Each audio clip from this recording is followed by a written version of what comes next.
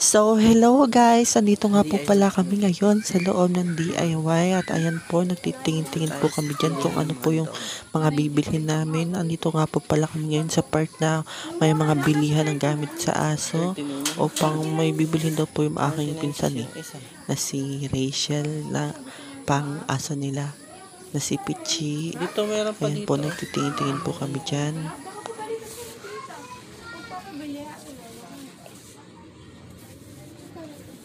45 yan. Ano to? Yuri mo ba sa aso? Pusa talaga? Pusa yan. Hindi ganyan si Pichi, diba?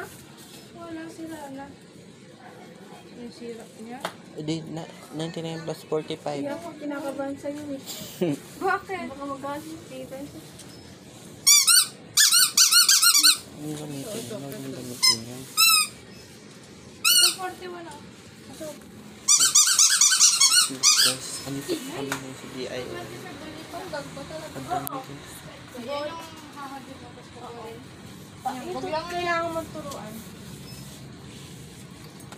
25 lang. Ang liit naman. Ito mas mura. Pag may kuto yung aso, eto. So yun. Guys, may damit guys. Yun ang guys, may damit. Dito. Ang mura nito. 31. Wala na yung tigtan dito. Hindi, ano yan, herbal, ano to, oh, ano, nakagat to ni Pichi eh. Damit, may damit yung si Pichi, diba? Buhay pa pala, hindi ko nagsabi patay si Pichi.